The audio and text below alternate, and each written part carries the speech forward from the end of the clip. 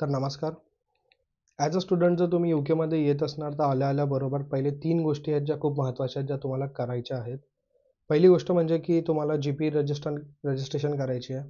म्हणजेच की तुमचा इथे डॉक्टर. कारण की जर तुम्ही आजारी पडले आणि तुमच्याकडे रजिस्टर्ड नसेल तुमचा जी-पी, तर तुम्हाला इथे ते डायरेक्ट बोलतील की तुमचं अपॉइंटमेंट नाही आहे, त्यामुळे तुम्हाला इथे बेसिक साध्या गोळ्या पण मिळतील नाहीत. ठीक आहे.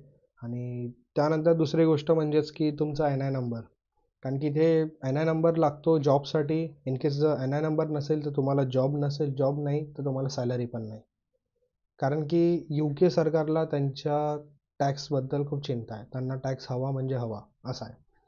आणि इथे आल्यानंतर तुमचा एन-आय नंबर तुमच्या पासपोर्टपेक्षा जास्त महत्त्वाचा आहे.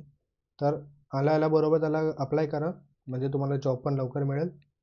आणि तिसरी गोष्ट म्हणजेच की बँक अकाउंट. इथे आल्यानंतर आहेत इंडियनवाले जे आपण यूज करतो त्या पण आहेत इथे.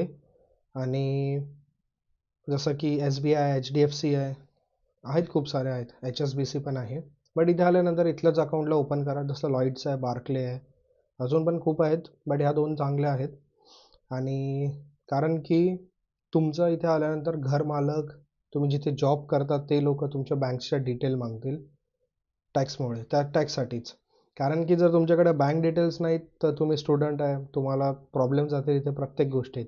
कार्ड नाही, तुम्हाला बसमध्ये ॲक्सेस नसेल, कुठेच तुम्हाला ॲक्सेस मिळणार नाही कोणत्याच पब्लिक ट्रान्सपोर्टमध्ये. सो बँक अकाउंट पण ओपन करून घ्या. आणि जर हे 3 गोष्टी केल्या तर सगळं काही तुम्हाला सोपं होऊन जाईल. त्यानंतर तुम्ही पार्ट टाईम जॉब पण करू शकता आणि चिल पण करू शकता. लास्ट व्हिडिओला सांगितलं ना चिल कसं करायचं इथे आल्यानंतर. बघून घ्या नसेल बघितला तर. आणि जर हा व्हिडिओ तुमच्यासाठी हेल्प झाली असेल या व्हिडिओमुळे तर लाईक करा, सबस्क्राईब करा चॅनल आणि फॉलो पण करा.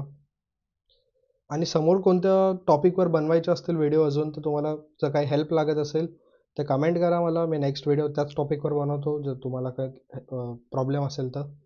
सो भेटूया नेक्स्ट व्हिडिओमध्ये. थँक्यू.